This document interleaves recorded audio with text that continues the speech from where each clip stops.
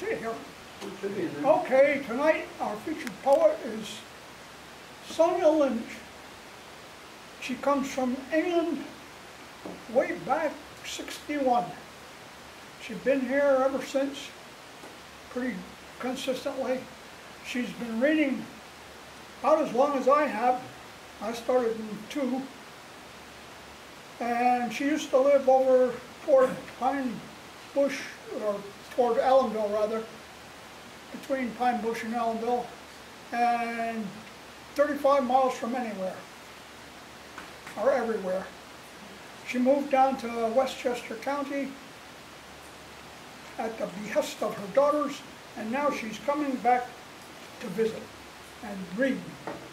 Come, Sonia, read. So 1 or 2 who haven't. We'll start off with a poem and then go into my normal prose. And the poem is called Unicorns et al. I don't know who Al was.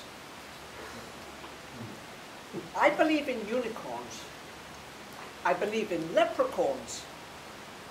I believe in fairies sitting on mushrooms. I believe in elves sitting under toadstools sheltering from the rain.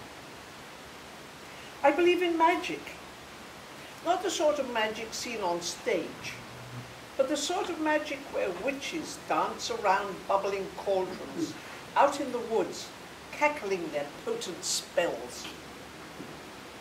I believe in angels, the kind who sit on your shoulder and ward off evil spirits.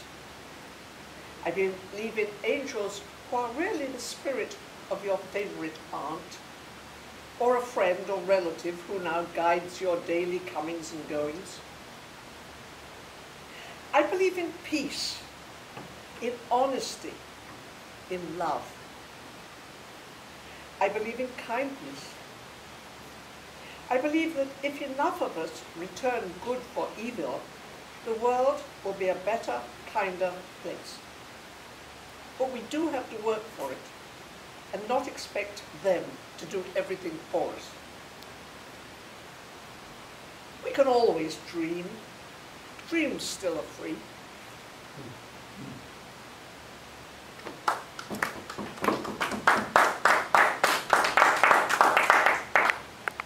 It was to protest the treatment of the children and parents at the southern border, a subject which really had hit a nerve for me.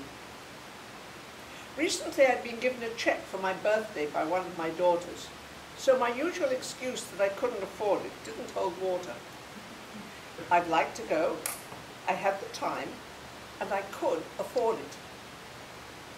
Scary. My last demonstration was against the nuclear bomb, probably in the early 80s, rather a long time ago. I'm not a regular who turns out every time there is a demonstration.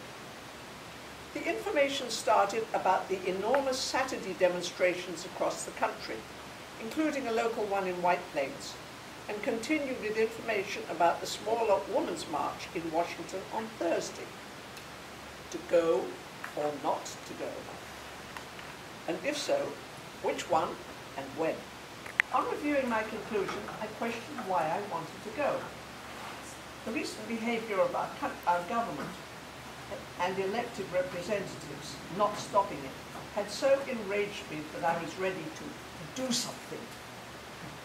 Something beyond overstuffing email boxes so they overflow. Something beyond calling our elected representatives. Something significant that they would have to notice. What I didn't know.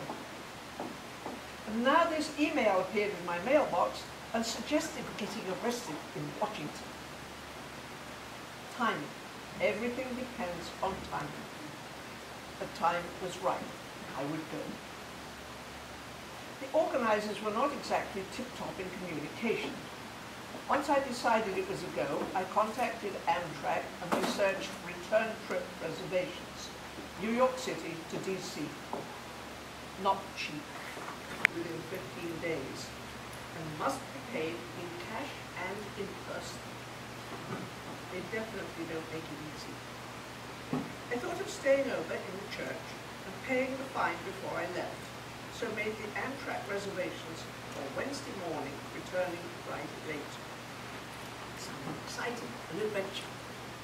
Place under trees, where we lay on the grass and waited for each group to go to the tables, where other cops indicted each member of the group.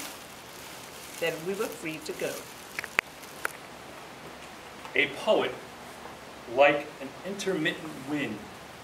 Inspiration blows in and out again, never knowing when comes a breeze or how long to ride a hurricane.